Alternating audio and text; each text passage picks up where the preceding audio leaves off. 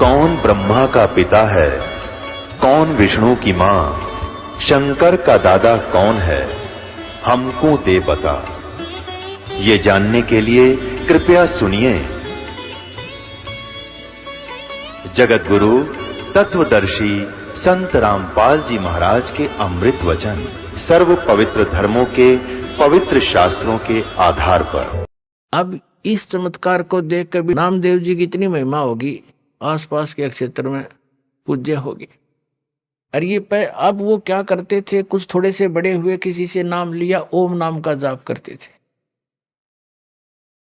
फिर परमात्मा मिलते हैं आकर ऐसी पुण्यात्माओं को, जैसे उनका विधान है, वो नेक आत्माओं को मिलते हैं, अच्छी आत्माओं को मिलते हैं, दृढ़ भक्तों को।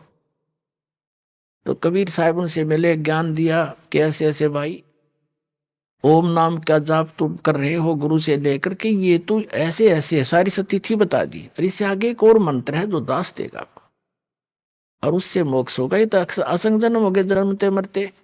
और ये छोटे मोटे जो लीला हुई है ना, ये तेरे पिछले पुण्यों से हुई है। आगे चार्जर ठीक नहीं है, पीछे बैटरी चार्ज थी, तब तक यह काम कर रही है। सारा समझाया उनको, जैसे भी उस भाषा में। तो भी नामदेव जी ने नाम ले लिया, किससे? उस संत से जो स्वयं मालिक गुप्त रूप से रहा करते थे। अब नाम भी ले लेते हम, लेकिन वो पुरानी जो साधनाएं हैं, जो क्रियाएं वन में समारी हैं, वो भी साथ करते रहते। एक दिन नामदेव जी, क्योंकि छिपा जाति में थे और ब्राह्मण लोग अन्य जाति वालों को भगवान की आरती में निकट नहीं जाने देते थे, दूर खड़ा रखते थे। वो आरती जहां करते थे विठल जी की, ब्राह्मण वर्ग ही रहते थे वहां, उसको सक्षेत्र था। एक दिन नामदेव जी जा रहे थे, आरती मंदिर में हो रही थी। इतने आत्म विभोर हो गए, पंडित जी तो ऐसे वो घंटियां बजा रहे थे, और नामदेव जी ने जूते निकाल लिए दोनों अपने, और जूतों को लगे बजाने, और बजाते बजाते उन पंडितां के बीच में पहुंच गया। जैसे मंदिर की दर्शन करने के लिए मूर्ति के निकट पंडितां के बीच में घुस गया। उन्हें देखा कि कौन आ गया, छोटी जाति का, हाथ में जूते ले रहा, पकड़ के बाजू से और मंदिर के पीछे पटक दिया जाके, कि इसने आरती में बाधा कर दी। कहते हैं भगवान कबीर साहब ने उस मंदिर का मुंह फेर दिया नामदेव की तरफ।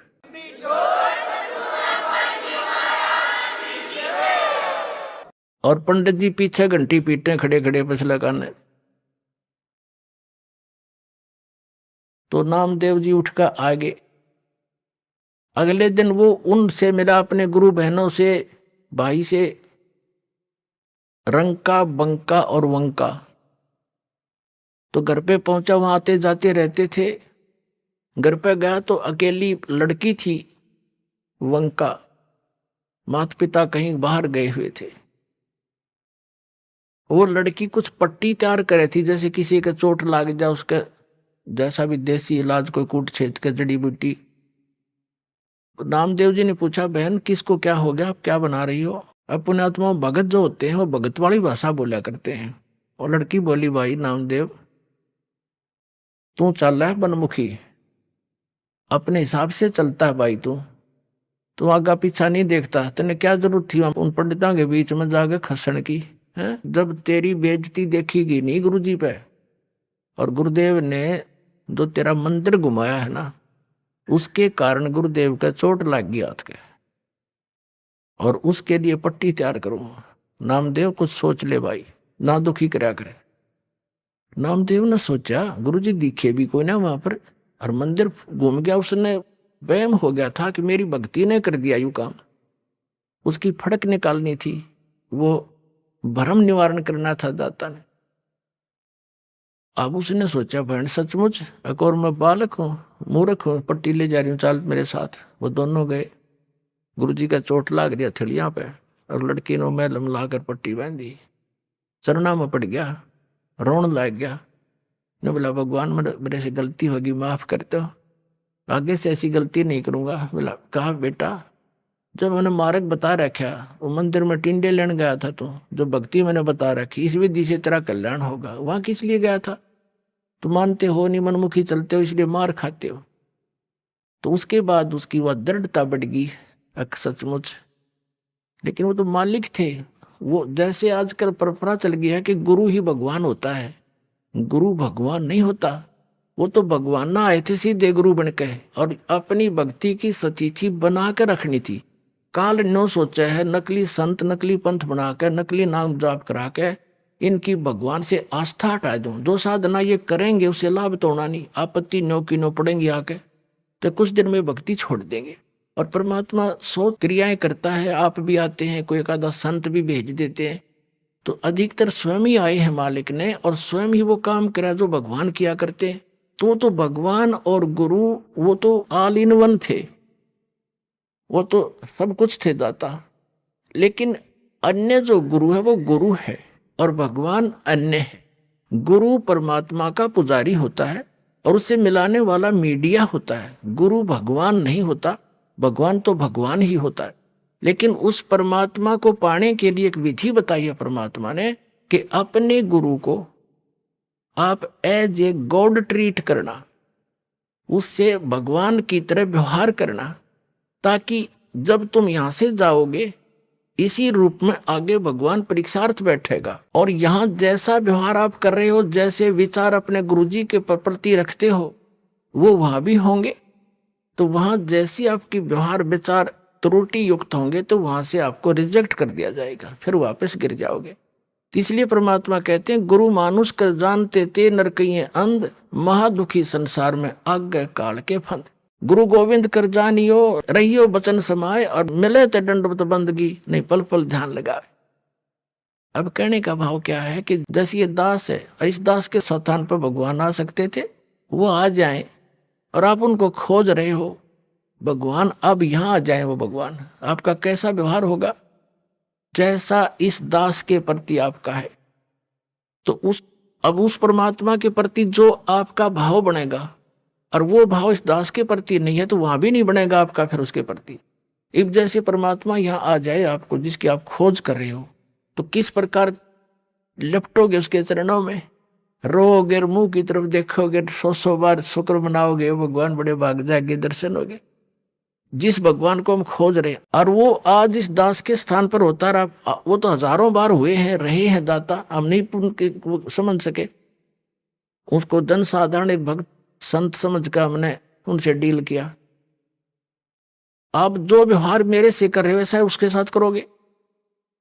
तो परमात्मा वहां जब जाएगा तो यहां ये सोचकर हमने गुरुदेव से डील करना चाहिए कि मान लियो भगवान बैठे हमारे सामने, भगवान के सामने कपट से बात नहीं की जा सकती। जो आदेश देव श्रोधार्य ही होना चाहिए, अपनी नहीं चलानी चाहिए, क्योंकि वो आपके हितैषी हैं, आपका बुरा नहीं चाहते, केवल भले के लिए आपको आदेश देंगे, ऐसा नहीं करना, ऐसा नहीं करना, केवल ऐसा ही करना। वचन मानोगे तो भगत बनोगे और आपका कल्याण होगा। यहाँ कहते मुख पर वचन करे पर माना, और घर पर जाकर करे विज्ञाना। मुख पर गुरु जी की बात मान ले, हाँ जी, और घर जाकर न सोचो ना, नो थोड़ा ऐसे थोड़ा करना है, बताइए मर्यादा कैसे छोड़ेंगे। तो फिर के खाक से सो तुम। जो गुरु वचन पर डट गए कट गए फंद 84 के, भाई जो गुरु वचन पर डट गए कट गए फंद 84 के।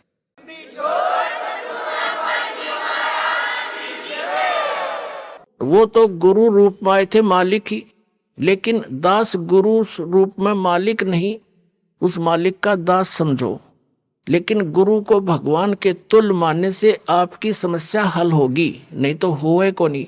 जैसे एक मैथमेटिक्स का, एक गणित का प्रश्न होता है ऋण का, उसमें मूलधन ज्ञात करना होता है। तो मूलधन तो होता करोड़ों रुपए में, अरबों में। उस अरबों करोड़ों वाले मूलधन को प्राप्त करने के लिए मानना पड़ता है, मान लीजिए मूलधन 100 रुपये। वो मूलधन 100 रुपये होता नहीं, लेकिन उसको मूलधन मानने बिना वो करोड़ों अरबों वाला मूलधन आपको मिल नहीं सकता। तो जो परमात्मा है वो तो परमात्मा है, वो तो समर्थ है, लेकिन उस समर्थ को पाने के लिए इस दास को आपने मानना पड़ेगा मूलधन, यानी गुरु मान ले भगवान।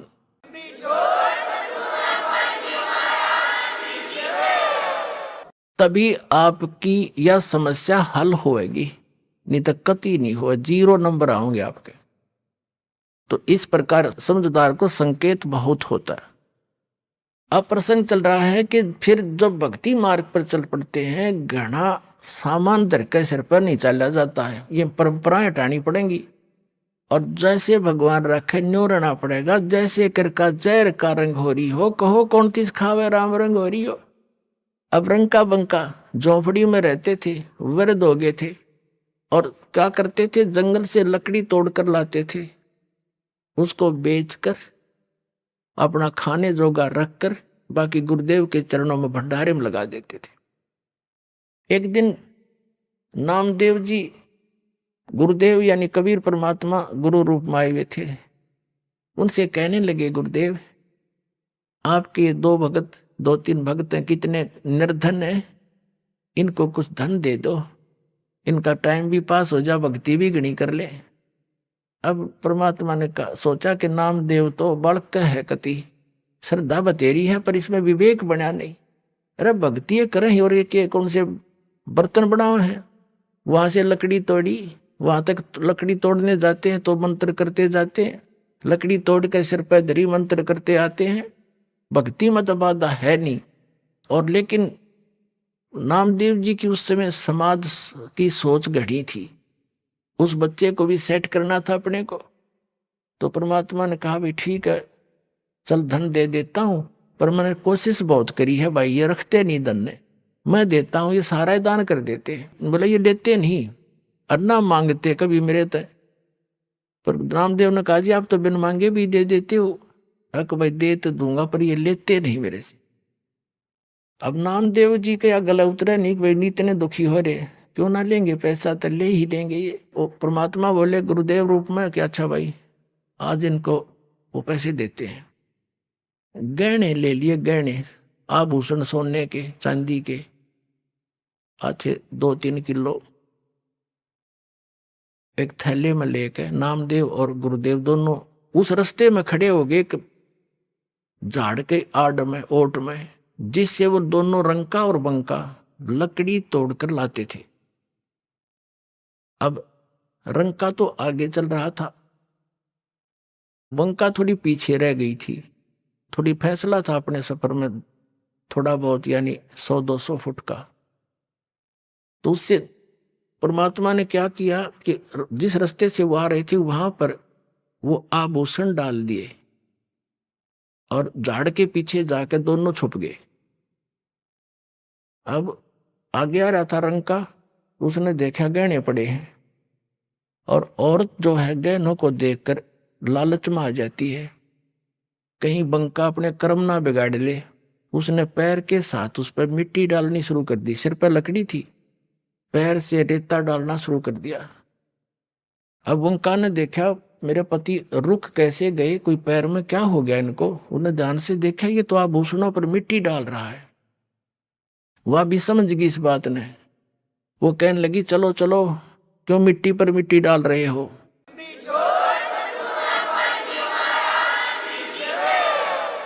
उसकी पत्नी ने कहा कि चलो चलो आगे, क्यों मिट्टी पर मिट्टी डाल रहे हो, आगे चलो।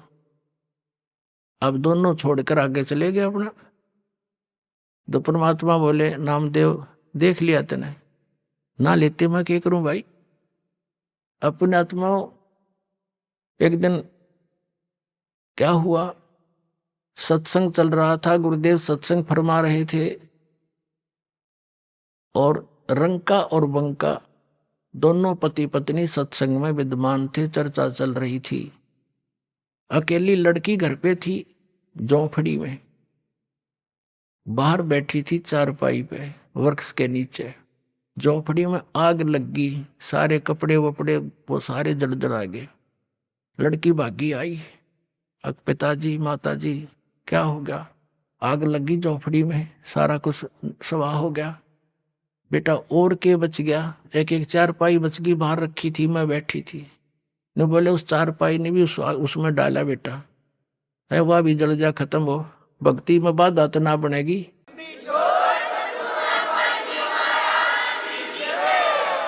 सोबा लगो ऐसी झोपड़ी में आग बेटा, उस चारपाई ने भी उसमें डाल दे, उसकी ओर चिंता रहोगी, अच्छा बैठ जा, बैठाएंगे भक्ति सुनाएंगे अपने ठाठ से।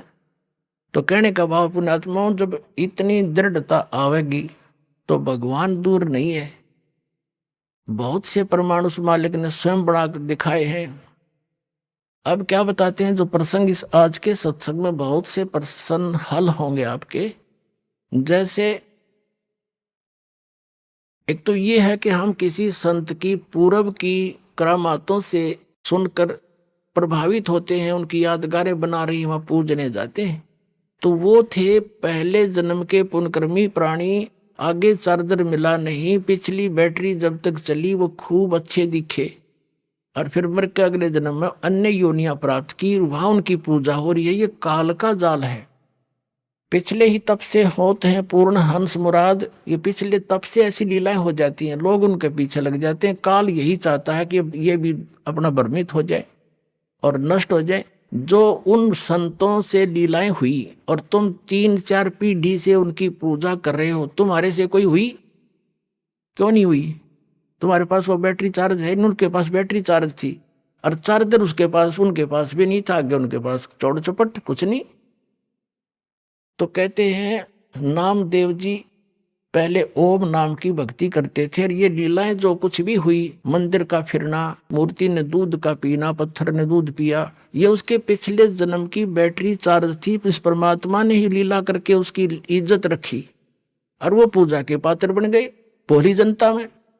तो परमात्मा ने उसको समझाया कि अब इस मंत्र से ओम से तेरा कल्याण नहीं होगा, सिद्धियां अवश्य आ जाती हैं, और ये भी तेरे पूर्व जन्म की है, अब वाली तो तुझे आगे मिलेंगी जो तू कर रहा है। और हम जो बताएंगे साधना, वो मंत्र ऐसा ट्रीटमेंट है, अनावश्यक वस्तु आपके कर्मों को काट के और सीमित बना कर रखेगा, आपको भक्त बना के रखेगा, उससे मुक्त होगा।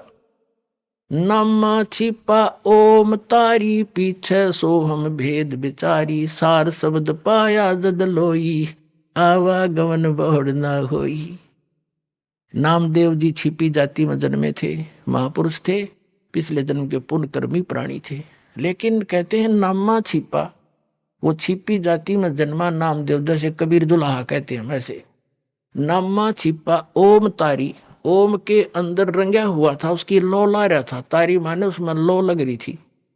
और पीछे सोहम भेद बिचारी, पाछे परमात्मा ने बताया कि इससे बात नहीं बनेगी, एक मंत्र और है, इस दोनों को मिलकर फिर ये सतनाम बनेगा। जब ये गजब का काम करेंगे, जब सतनाम बना के दिया भगवान तो देते थे, उस तरह उसका जाप किया, और फिर कहते हैं उससे भी बात नहीं बनती, केवल सतनाम से भी।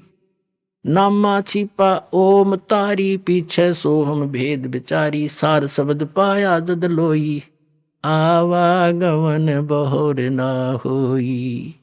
उनको भी फिर सार शब्द मिला, तब उनका जन्म और मरण मिटा। तो आज के सत्संग से आपको बहुत सा निष्कर्ष मिला है कि एक तो हमने भगवान पर विश्वास रखना पड़ेगा, दृढ़ होकर देखो। भगत ने सीमित वस्तुओं की आवश्यकता है, बकवादों की नहीं। और जब हम परमात्मा की शरण में आते हैं तो उसको अपने बच्चे की पूरी जानकारी होती है, इसको क्या आवश्यकता। जैसे आप रोगी हो जन्म और मरण के रोग के, और ये बरवाला हॉस्पिटल उस रोग के काटन का, आप इस दास के ट्रीटमेंट में आगे गौड़ कबीर गिवन या ट्रीटमेंट है जो दास आपको देता, जो वही दिया करते थे। तो डॉक्टर के पास ऑपरेशन में जब होता है, ऑपरेशन थिएटर में या ट्रीटमेंट में, डॉक्टर ही बताता है ऐसे करना, ऐसे ना करना। तो और फिर मरीज अपनी चलाता है, तो उसने मरना है फिर मर। कबीर साहब कहते हैं औखद खावे पत्थर है, और तब होवे उपचार, यानी औखद औषधि ले और पत्थर है, यानी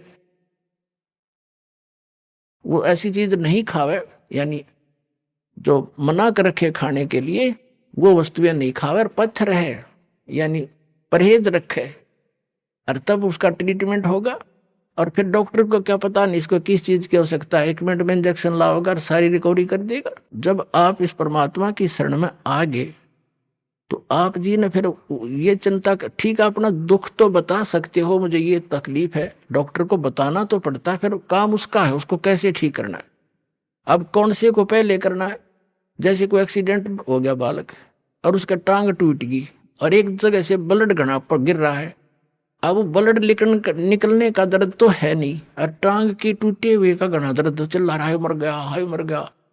लेकिन वो डॉक्टर उसके उस मर गया पर ध्यान नहीं देगा। वो उसने देखेगा ये खून कहाँ से रिस रहा, पहले उसका ऑपरेशन करेगा।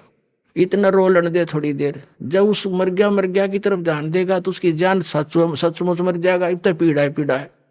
तो पुण्यात्माओं, आप यहाँ आए हो, आपको कोई भी भयंकर कष्ट दिखाई दे रहा है और वो अभी तक मालिक ने नहीं निवारण किया है, तो ये सोचना कि आपका कोई और भयंकर कष्ट है जो आपका जान लेने वाला है, उसको टालने के लिए आपका प्रयत्न किया जा रहा है। उसने 2 दिन पीछे कर देंगे। तो आप विश्वास करना इस मालिक पर, अपनी ना चलाना।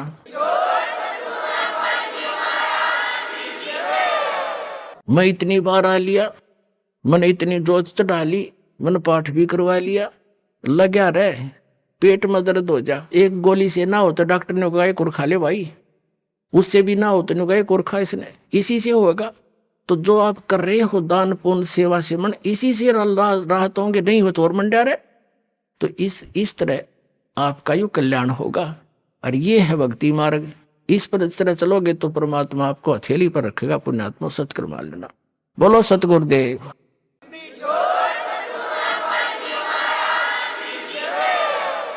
पुण्यात्मा, इस काल भगवान ने पूरे विश्व को भ्रमित कर रखा है। यथार्थ आध्यात्मिक ज्ञान किसी भी संत महंत पंथ के पास नहीं है, किसी भी आचार्य शंकराचार्य मंडलेश्वर महर्षि के पास नहीं है। वो यथार्थ ज्ञान तत्व ज्ञान पूर्ण परमात्मा सत्य पुरुष ने स्वयं आकर ही यहाँ पर बताया है। वेदों में उस परमात्मा की महिमा वर्णित है कि वो परमात्मा सतलोक से चलकर आते, एक कवि की भूमिका करते हैं और अच्छी आत्माओं को मिलते हैं। वो सतलोक में रहते हैं, वहां उनका ऐसा ही शरीर है जैसा आपका है, लेकिन उस परमात्मा का वहां शरीर 5 तत्वों से बने हुए पुतला नहीं है, 5 तत्वों से बना हुआ नहीं है। परमेश्वर के एक रोमकूप में करोड़ सूर्य मिला दे, करोड़ चंद्रमा,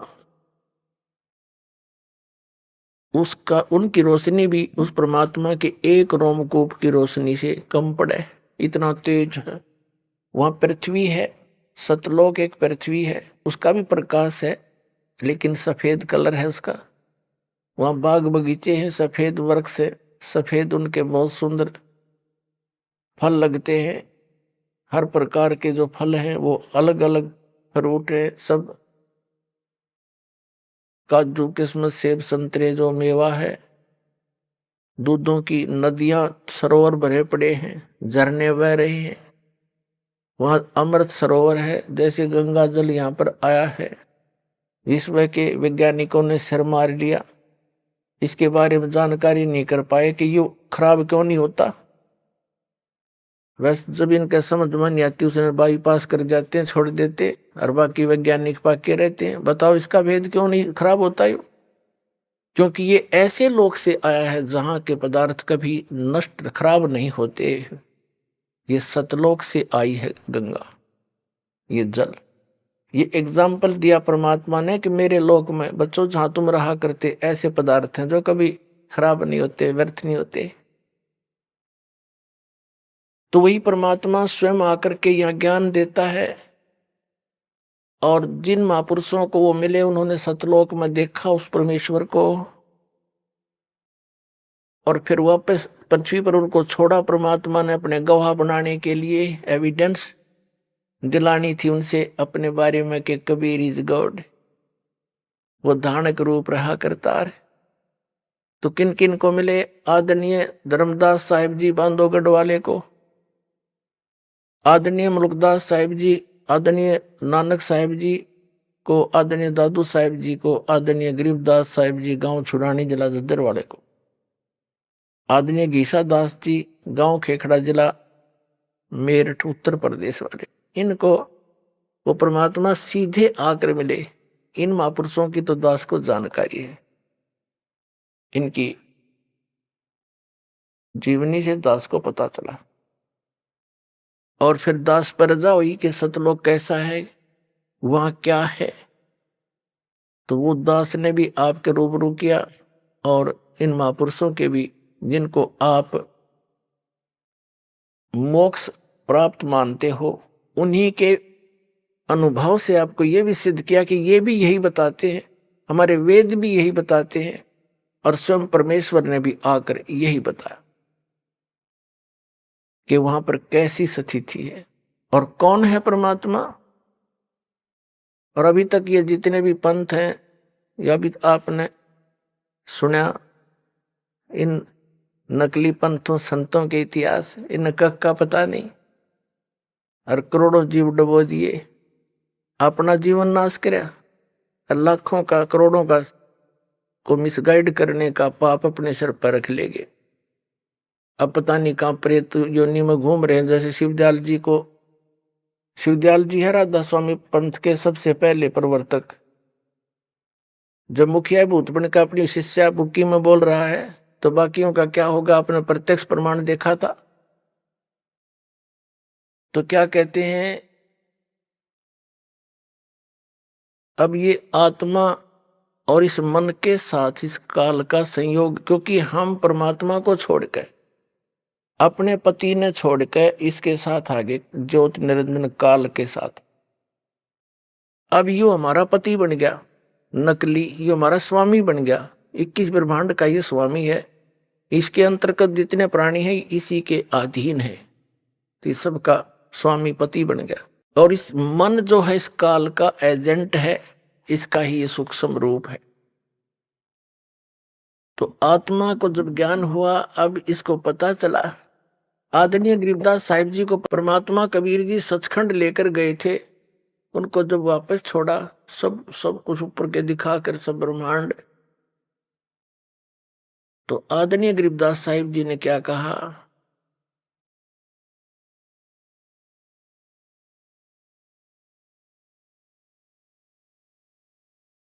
मत दे दी है बालम याने नू, मत दे दी है बालम याने नू, मत दे दी याने नू, मत दे दी है बालम याने नू। आत्मा कह रही है कि मैं तो इस अनजान मन के साथ मेरा संबंध हो गया, और ये सारे उल्टे काम करे। मत दे दी है बालम याने नू, मत दे दी है बालम याने नू, मत दे दी नू, मत दे दी है बालम याने नू। गीता और भागवत पढ़े नहीं बूझे शब्द ठिकाने नू, गीता और भागवत पढ़े नहीं बूझे शब्द ठिकाने नू, मन मथुरा दिल द्वारका नगरी, तू क्या करे बरसाने नू, मैं तो दे दिए बालम याने नू, मैं तो दे दिए बालम याने नू। जब फुरमान धनी का आवे, को रखे घर जाने नू, जब फुरमान धनी का आवे, कौन रखे घर जाने नू, जा सतगुरु का शरणा लीजे, जो मिटे जम तल बाणे नू, मैं तो दे दिए बालम याने नू, मैं तो दे दिए बालम याने नू, मैं तो दे दी। उत्तर दक्षिण पूर्व पश्चिम, तू फिरता दाने दाने नू, उत्तर दक्षिण पूर्व पश्चिम, तू फिरता दाने दाने नू। ये सर्व कला सतगुरु साहेब की, हरि आए हरि आने नू। ये सर्व कला सतगुरु साहेब की, हरि आए हरि आने नू, मैं तो दे दिए बालम याने नू, मत दे दिए बालम याने नू, मैं तो दे दी। जम किंकर का राज कठिन है, नहीं छोड़ राजा राणे नू। यम किंकर का राज कठिन है, नहीं छोड़ राजा राणे नू। या दुनिया दा जीवन झूठा, भूल गए मर जाने नू। मैं तो दे दिए बालम याने नू, मैं तो दे दिए बालम याने नू, मैं तो दे दी। सील संतोष विवेक विचारो, दूर करो जुल्माने नू। सील संतोष विवेक विचारो, दूर करो जुल्माने नू। ज्ञान दराज ध्यान दी तुरिया, कोई जाने पान रसाने नू। मैं तुझे दी याने नू, मत दे दी है बालम याने। महल कपट सतगुरु ने खोले, अमी महारस खाने नू। महल कपट सतगुरु ने खोले, अमी महारस खाने नू। गरीब दास सुन भंवर उड़ावे, गगन मंडल रम जाने नू। मत दे दी, मत दे दी है बालम याने नू, मत दे दी है बालम याने नू। अब आदरणीय गरीबदास साहिब जी क्या कहते हैं कि हम तो अनजान बुद्धि के प्राणी थे और इस काल को भगवान बना बैठे। मन को इस काल को भगवान मानने बैठ पति मान लिया। कहते हैं उत्तर दक्षिण पूर्व पश्चिम, तू फिरदा दाने दाने नू।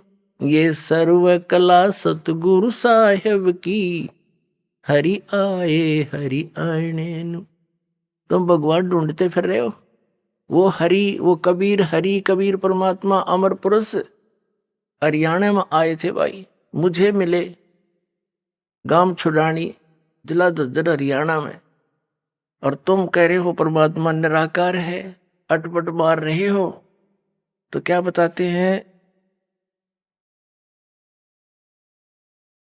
मत दे दी है बालम बैरे नू। मैं तो दे दिए बालम बैरे नू, मैं तो दे दी बैरे नू, मत दे दिए बालम बैरे नू। आत्मा रो रही है, इतना ज्ञान परमात्मा ने बताया, और यूं मन इस आत्मा को ऐसे मिसगाइड रखता है, मूर्ख बना रहा है, सच्चे ज्ञान को सुनने को तैयार नहीं। और इस झूठे ज्ञान को कितना बता दिया, सारा स्वीकार। कोई एक व्रत रखता है, उसको बता दिया, दूसरा भी रख ले, वो भी शुरू कर दिया। कोई साला सर जाता है, उसको बता दे कि वहां वैष्णो देवी भी जाना चाहिए, वहां भी चला जा। और कोई ये कह दे ये सब शास्त्र विरुद्ध साधना है, देखो प्रमाण, इन साधनाओं से मोक्ष नहीं, कहीं प्रमाण नहीं। और कति नहीं मानने, फिर अड़ जा, कति अड़ियल घोड़े की तरह ना। ये किसी ने बता दिया। तो इस मन की आदत है सत्य को स्वीकार नहीं करना और ना करने देना, उसके विषय बता रहे हैं। मत दे दी है बालम बैरे नू, मत दे दिए बालम बैरे नू, मत दे दी बैरे नू, मत दे दिए बालम बैरे नू। संसारी दी गल्ला चिन्ह, नहीं बूझे शब्द जो गहरे नू। संसारी दी गल्ला चिन्ह, नहीं बूझे शब्द जो गहरे नू। ये मुर्दों से ती प्रीत लगावे, न जाने सतगुरु मेरे नू। मैं तो दे दी है बालम बैरे नू, मत दे दिए बालम बैरे नू। सवेत छतर सिर मुकुट बिराजे, देखत ना उस चेहरे नू। सवेत छतर सिर मुकुट विराजे, देखत ना उस चेहरे नू।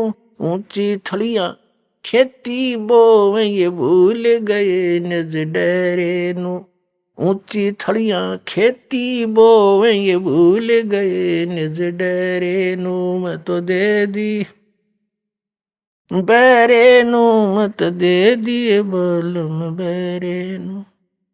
ये संसार समझदा नाही, कहंदा श्याम दोपहरे नू। ये संसार समझदा नाही, कहंदा श्याम दोपहरे नू। गरीब दास ये वक्त जात है, रोवोगे इस पैरे नू। गरीब दास ये वक्त जात है, रोवोगे इस पैरे नू। मैं तो दे दी है बालम बैरे नू, मैं तो दे दिए बालम बैरे नू। मैं तो दे दी।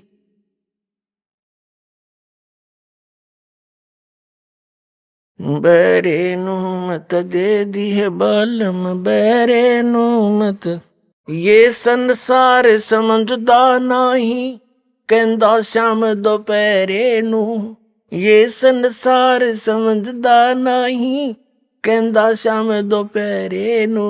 गरीब दास ये वक्त जात है, रोवोगे इस पैरे नू। गरीब दास ये वक्त जात है, रोवोगे इस पैरे नू। मैं तो दे दी बालम बैरे नू, मत दे दिए बालम बैरे नू। अब क्या बताते हैं आदरणीय गरीबदास साहिब जी कि ये मन आत्मा अब रो रही है कि संसारी दी गल्ला जिन्हें और न बूझे शब्द जो गहरे नू। इस गूढ़ ज्ञान को स्वीकार करता नहीं, न इसमें गहराई में जाता। और किसी चलते फिरते ने किसी ने कह दिया वहां माथा टेका बेड़ा पार हो जाएगा, उस तालाब में नहा ले मुथरा वाले में बेड़ा पार हो जाएगा। वहां पहुंच गया फदड़ फदड़ और परिक्रमा ला दे उसकी चौगर देगा, गोवर्धन की बेड़ा पार हो जाएगा। वो तो बेड़ा गर्क होगा, उसके चारों तरफ घूमते करोड़ों जीव मरेंगे और लाभ एक भी को नहीं। क्यों? क्योंकि श्रीमद् भगवत गीता में कई प्रमाण है गोवर्धन के चक्कर लाइयो। अगर तुम मानते हो श्री कृष्ण जी ने गीता बोली तो 2 शब्द लिख देता कि वहां जाइयो मथुरा में जाम घूमना करता और तुम भी वहां चक्कर काटियो बेड़ा पार हो जाएगा। ये संसारी दी गल्ला है, आम व्यक्ति के बनाए हुए लोक वेद दंत कथा ये साधना है जो जीवन नाशक है। तो गरीबदास जी कहते हैं संसारी दी गल्ला चिन्ह उनकी बात मान ले, ना बूझे शब्द जो गहरे नू। और मुर्दों से ती प्रीत लगावे, ना जाने सतगुरु मेरे नू। जो संत किसी गांव में बैठे थे बनी में, वो पिछले पूर्व जन्म के पुण्यकर्मी थे, आगे भक्ति उनकी थी नहीं। एक आधा किसी का झाड़ा झपटा ला दिया, कुछ राहत मिल गई, अब उसकी समाधि बनाकर सारा गांव पूजे उसने। भले आदमी हो, जैसे कोई वैद्य था, मान लो तुम्हारी बात बड़ी करते हो, संत बहुत अच्छा था, राहत देता था। अब जैसे कोई डॉक्टर है, अच्छा वैद्य है और बढ़िया दवाई देता है, आराम हो रहा है, ठीक है, फिर उसकी मृत्यु होगी, मरने के बाद उसकी समाधि बना ले, यादगार बना ले, उसका चित्र ला ले और फिर वहां जाओ मत्था टेकन, हमारा रोग नाश कर दो। क्या वो पत्थर की मूर्ति बता देगी दवाई कौन सी चाहिए आपको या ट्रीटमेंट कर देगा? वैसा ही वैद्य अपने वर्तमान का ढूंढना पड़ेगा, जो कि आज वर्तमान में ये औषधि रखता हो। तो आज वर्तमान में सर्व प्रकार से संपन्न all in respect complete course इस आत्म कल्याण का इस दास के पास है परवाल आश्रम। और यहाँ और कल्याण कराओ।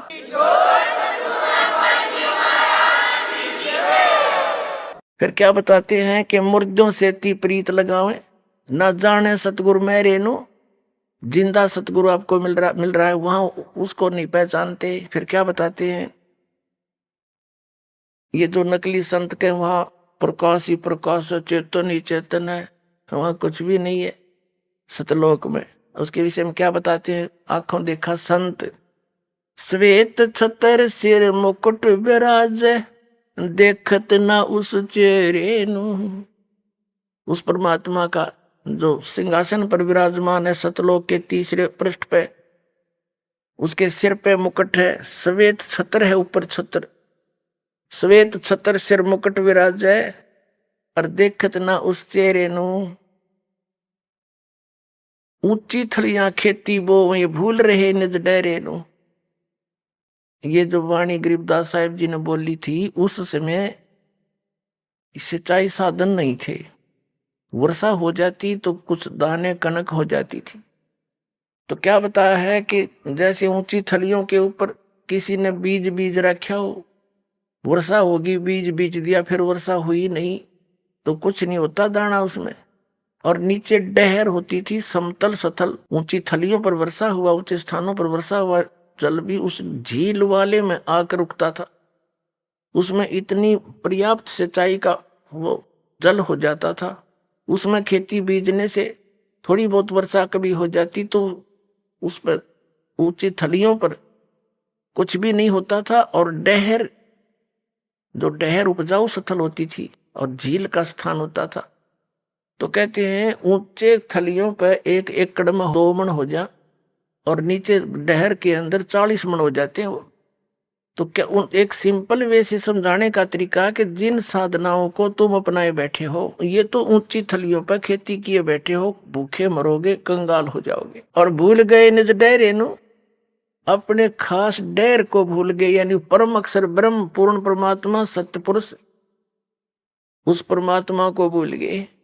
ये गलत साधना करके, गलत नाम जाप करके अपना जीवन नाश कर रहे हो। फिर क्या बताते हैं, ये संसार समझदा नहीं, कहंदा श्याम दोपहरे नु।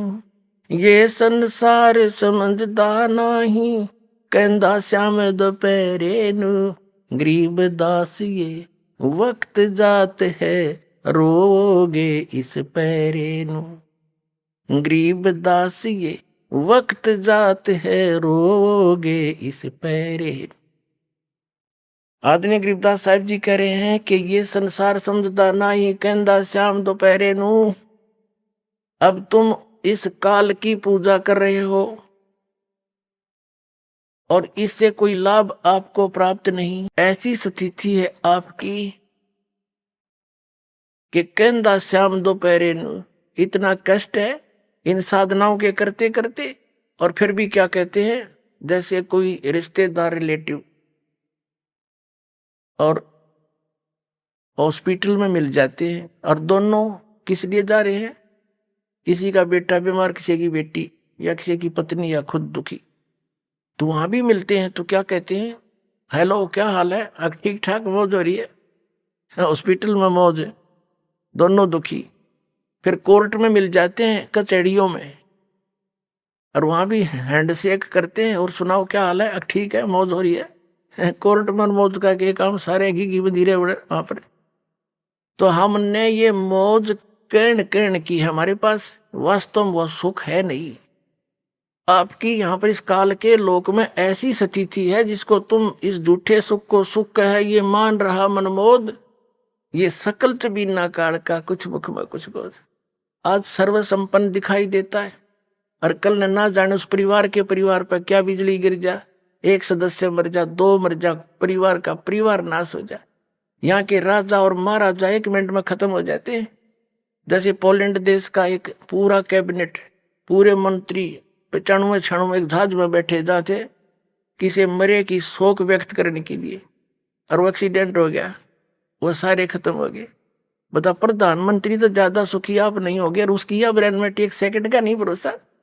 तो यहाँ कहते हैं तुमने तो, आपकी ऐसी स्थिति है जैसे कोई शराब पी रखी हो, अच्छा नशा हो रहा हो, और दोपहर यानी 12 बजे के आसपास बाहर जून के महीने में हरियाणा, पंजाब, राजस्थान, उत्तर प्रदेश का युवा क्षेत्र हो और बाहर पड़ा हो किधर धूप में है, उसका पसीना पसीना हो रहा, सारा रेत में खराब हो रहा, मिट्टी लगी पड़ी है, और उसको कोई अरमू में जागा रहे, कोई उसको कहे भाई उठ, ये गलत स्थान पर है, तो दुखी हो रहा, चल तुझे वहां वृक्ष के नीचे बैठा देता हूं, वो कहता छोड़ दे, मौज हो रही है। यह स्थिति अपनी है भी। कबीर परमात्मा कहते हैं तुम इस काल के लोक ने छोड़ के और चलो सतलोक में। क्या बताते हैं परमात्मा, चल हंसा सतलोक हमारे और छोड़ो ये संसारा हो। और आपने को ना ठीक है, मौज हो रही है, आपने क्या दुख है यहाँ पर, और जो दुख आएगा जब देखना क्या होगा। तो क्या बताते हैं कि ये संसार समझदा नाही कहंदा श्याम दोपहरे नू। एक तो यहाँ के सारे दुख ने सुख मान रहे हो तुम, और दूसरे ऊंची थलिया खेती वो में भूल रहे निज डेरे नू। ये नकली साधना नकली संतों के फंस गए, और सारे उठ हुआ बाई का ज्ञान, इनका कोई मंत्र ठीक नहीं जिसे मोक्ष हो जा। इनका कोई भी मंत्र साधना और ज्ञान बिल्कुल व्यर्थ है, कोई ठीक नहीं। इसके विषय में कहते हैं कि गरीब दास ये वक्त जात है, रोगे इस पैरे नु। ओए होए, ये मानो शरीर एक बार आपके हाथ से छूट गया, और इन गलत साधना करते करते परमात्मा कहते इस वक्त ने, इस समय ने रोया करोगे ऊपर ना मुंह करके। जैसे कुत्ता रात ने देखा होगा एक आदि में कभी चेतना हो जाती है पशु को भी, और याद करके रोता कि मैंने मनुष्य जीवन खो दिया, भक्ति नहीं करी, अकेला बैठा बैठा ऊपर न नुकरा करो। अब उसका याद आवे हैं, बात बिगाड़ दी सारी। तो यहाँ आदरणीय गरीबदास साहब जी कहते हैं कि ये संसार समझदा नाही कहंदा श्याम दोपहरे नू, और गरीबदास ये वक्त जाता है रोगे इस पैरे नू। इस समय ने याद करके रोया करोगे तुम। इसका समाधान बताते हैं साथ के साथ। क्या बताते हैं? मन तू सुख के सागर बस रे भाई और ना ऐसा यस रे। मन तू सुख के सागर बस रे भाई और न ऐसा यस रे। सर्व सोने की लंका थी वो रावण से रणधीरम। सर्व सोने की लंका थी वो रावण से रणधीरम। एक पलक में राज बिराजी वो जम के पड़े जंजीरम। मन तू सुख के सागर बस रे भाई और न ऐसा यस रे। आइए अब हम उन श्रद्धालुओं के अनुभव जानते हैं जो जगत गुरु तत्वदर्शी संत रामपाल जी महाराज जी से दीक्षा प्राप्त कर चुके हैं तथा उनके द्वारा बताए गए भक्ति मार्ग पर चल रहे हैं। नमस्कार सर। नमस्कार सर। सर क्या नाम है आपका? सर मेरा नाम जितेंद्र कुमार साहू है। जितेंद्र जी आप कहाँ से हैं? मैं ग्राम सोमपुर, तहसील गुरूर, जिला बालोद, छत्तीसगढ़ से हूँ। जितेंद्र जी, संत रामपाल जी महाराज से नाम दीक्षा आपने कब ली? संत रामपाल जी महाराज जी से नाम उद्देश्य मैंने 8 सितंबर 2021 को ली। संत रामपाल जी महाराज से नाम दीक्षा लेने से पहले आप क्या भक्ति साधनाएं करते थे? जगत गुरु तत्वदर्शी संत रामपाल जी महाराज जी से नाम उपदेश लेने के पहले मैं परंपरागत हिंदू धर्म के रीति रिवाज के हिसाब से परंपरागत देवी देवताओं की सब भक्ति करता था, और उनसे मुझे कुछ लाभ प्राप्त नहीं हुआ। इस कारण मानसिक और सभी प्रकार के परेशानी में व्यथित होने के कारण मैं यीशु मसीह में जाकर वहाँ भक्ति करने लगा था। सर जैसे कि आपने बताया कि आप बहुत ज़्यादा परेशान थे, फिर आप क्रिश्चियन धर्म में भी गए, तो फिर आप संत रामपाल जी महाराज की शरण में कैसे आए? सर जी ऐसा है कि मैं क्रिश्चियन धर्म में जो बाइबिल के अनुसार जो भक्ति बताते थे, हमारे पास्टर लोग जो बताते थे भक्ति, उसके हिसाब से मैं भक्ति साधना कर रहा था। और मेरी इन सब के पीछे एक कारण है सर जी कि मेरी जो बेटी है वो अभी 10 साल की है।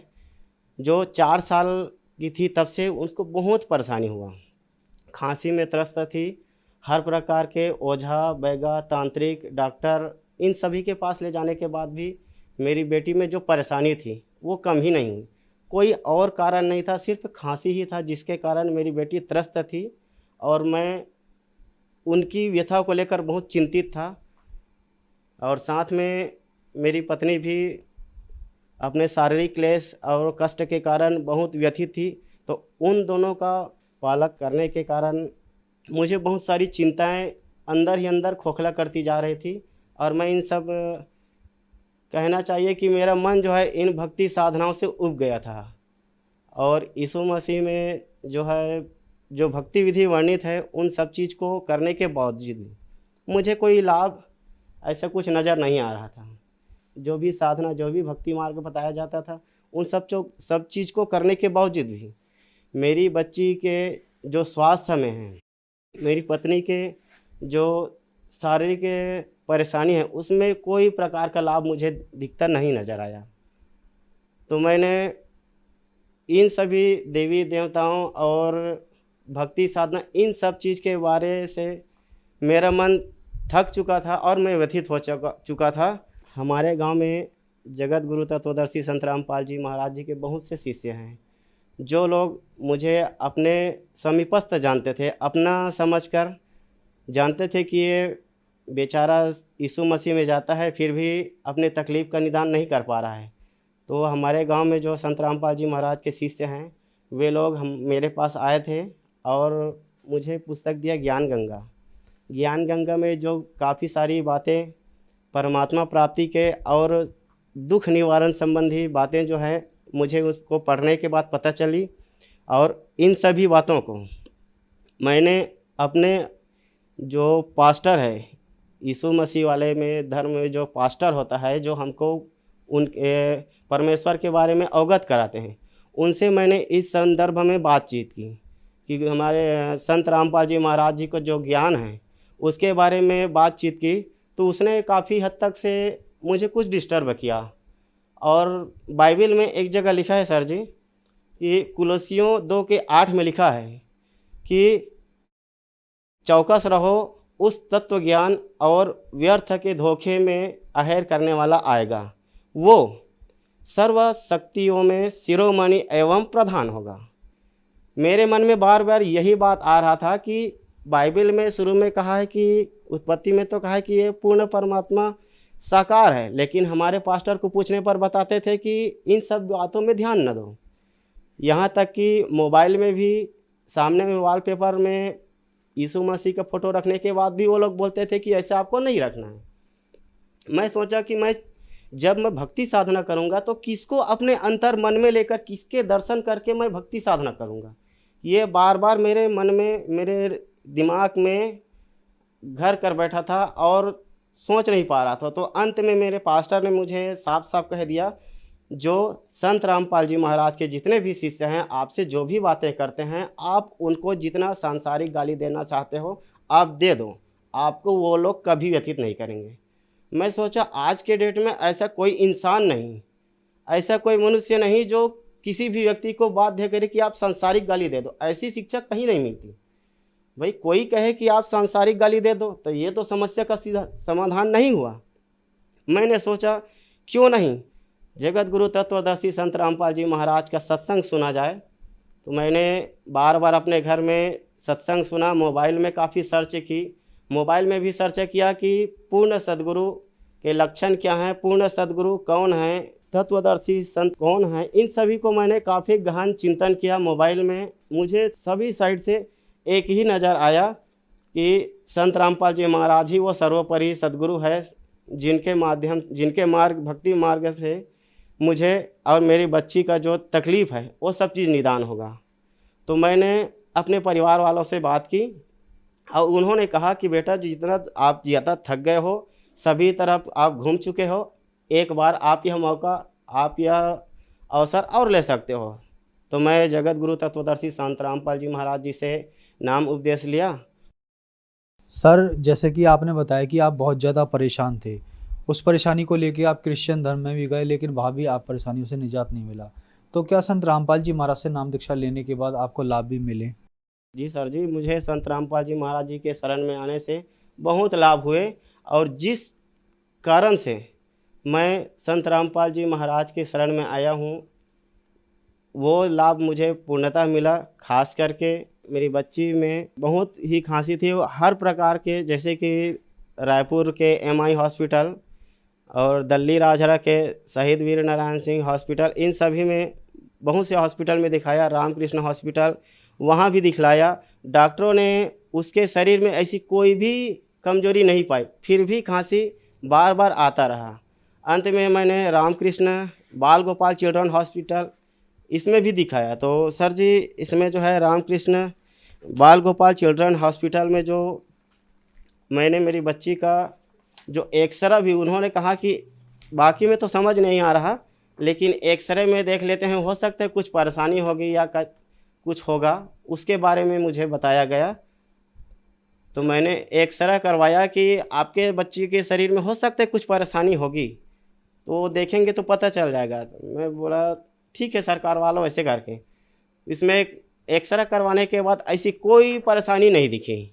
मेरी बच्ची 4 साल से खांसी में पीड़ित थी और जगह जगह ओझा तांत्रिकों के पास भी ले जाने पर भी ठीक नहीं हुआ और जगह जगह अस्पताल में भी चक्कर मारे फिर भी ठीक नहीं हुआ। और मेरी बच्ची के जो खांसी का कारण है वो अस्पतालों के बड़े बड़े डॉक्टरों ने भी नहीं बता पाया। जगत गुरु तत्वदर्शी संत रामपाल जी महाराज जी के शरण में आने के बाद उनसे मिली जो सद्भक्ति है, उनको सद्भक्ति करने से मेरी बच्ची के शरीर में जो भी प्रकार की तकलीफ थी, खांसी, वो पूर्णतः समाप्त हो चुकी है। और लाभ में मिला सर जी, मेरे पुत्र गुलेन जो अपने दोस्तों के साथ खेलने जा रहा था सर जी, तो उसके शरीर के इस बीच भाग में उसके दोस्त ने खेल खेल में एक पत्थर मार दिया और पत्थर मार दिया तो इसका सिर का बीच भाग बहुत गहरा था, जिसमें डॉक्टर के पास ले जाने पर वहाँ 4 टाँका लगा। और डॉक्टर ने मुझको ये बताया कि इसके जो सिर पर जो चोट लगा है वो काफ़ी गंभीर है और आप उसको कोई बड़े हॉस्पिटल में दिखाओ, यहाँ पर थक्का जम जाएगा। अभी तो सिलाई कर दिए हैं लेकिन कुछ समय बाद थक्का जमेगा। छोटी सी नाजुक जगह है, इस जगह पर यदि आप लापरवाही बरतेंगे तो आपको आगे जाकर बहुत बड़ा नुकसान हो सकता है, आपके बच्चे के मानसिक स्थिति में परिवर्तन आ सकता है। लेकिन मैं तो जगत गुरु तत्वदर्शी संत रामपाल जी महाराज के शरण में था। मैंने सोचा मैं तो संत रामपाल जी महाराज का शिष्य हूँ और जो हमारे गुरुदेव संत रामपाल जी महाराज ने हमें जो सद्भक्ति दी है, जो मंत्र जाप दिए हैं, उसके माध्यम से हर एक रोग, हर एक परेशानी सभी समूल नष्ट हो जाते हैं। तो मैं सोचा कि मैं परमात्मा के शरण में हूँ और उनके शरण में रहने से ये सभी जो परेशानी वो कट जाएगा। यही सोच के परमात्मा के चरणों में पड़ा रहा, भक्ति करते रहा और आज मेरा बेटा खुश है और स्वच्छ है, कोई परेशानी नहीं है। और लाभ में मिला सर जी कि मेरी पत्नी कमर दर्द से बहुत परेशान थी। कमर का एक साइड का हिस्सा बहुत ही दर्द में उसका बुरा हाल होता था। वो खेतों में तो काम करने चली जाती थी लेकिन वापस घर आने के बाद रात में सो नहीं पाती थी ढंग से, तो काफ़ी चिंतित थी और जगह जगह मैंने डॉक्टरों को, अस्पतालों में भी उनका इलाज करवाया, फिर भी वह इलाज जो है सफल नहीं हुआ। लेकिन जगत गुरु तत्वदर्शी संत रामपाल जी महाराज जी के शरण में आने के बाद मुझे ऐसी कोई आवश्यकता नहीं पड़ी। उनके द्वारा दिए गए सत्य साधना से मेरी पत्नी की जो है शरीर की जो परेशानी है वो दूर हो गया है। सर, संत रामपाल जी महाराज से नाम दीक्षा लेने के बाद आपको बहुत सारे लाभ प्राप्त हुए, तो जो दर्शक आज आपको टीवी पर देख रहे हैं और वो संत रामपाल जी महाराज से नाम दीक्षा लेना चाहते हैं तो कैसे ले सकते हैं? जगत गुरु तत्वदर्शी संत रामपाल जी महाराज जी से नाम दीक्षा लेने के लिए बहुत ही सहज उपाय है। आज टीवी में विभिन्न चैनलों पर संत रामपाल जी महाराज जी के सत्संग आते हैं और उस सत्संग के नीचे भाग में एक पीली पट्टी होती है जिसमें मोबाइल नंबर दिया होता है। उस मोबाइल नंबर के माध्यम से आप नज़दीकी अपने नाम दाम केंद्र में जाकर आप संत रामपाल जी महाराज जी से नाम उपदेश ले सकते हैं। धन्यवाद सर। ऐसा है।